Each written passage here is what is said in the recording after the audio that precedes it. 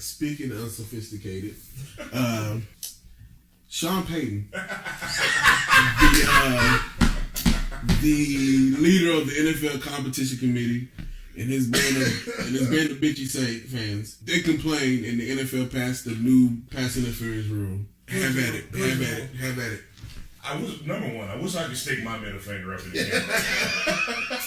Sean Payton, thank you for now allowing NFL games to be 5 hours long. Thank you so much. We all want more football because I don't have anything else to do with my Sundays than to watch 5-hour football games. That's just what I wanted to do. Look, man. The call against the Saints, as much as I hate to say anything positive for the Saints, just for lack of a better term, it was an egregious call, man. But here's the reality, man. Egregious calls happen. You can whine, you can cry, you can complain, you can shout, you can stomp. All the things Sean Payton did. Sometimes you just gotta live with it, man.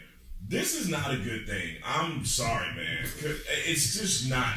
And I hate to say it, you can replay all you want to, but if you have incompetent refs, it's not going to matter that much. So that's number one.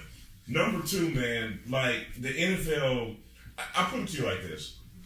I would not be surprised if this quote-unquote rule change is overturned the very next year. It would not shock me the least bit. Now, and that's the one saving grace that we have right now, because the NFL did announce that they're testing it just this 1 year.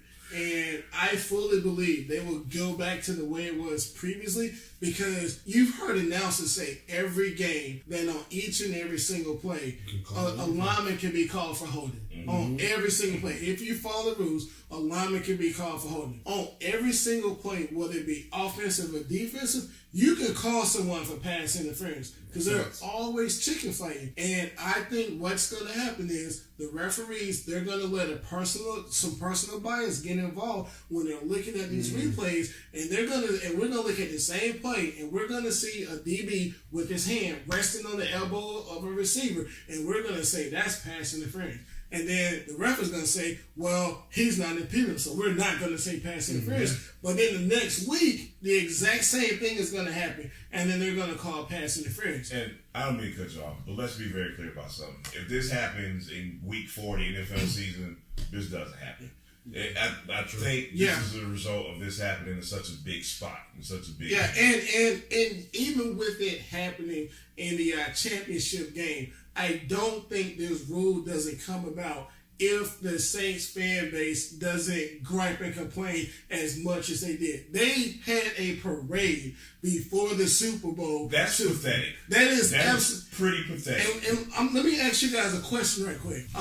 The every team in the NFL had X amount of pass interference, right? Mm-hmm. Take a guess as to which team had the most pass interference calls the last football season. Oh, it was the Saints by far.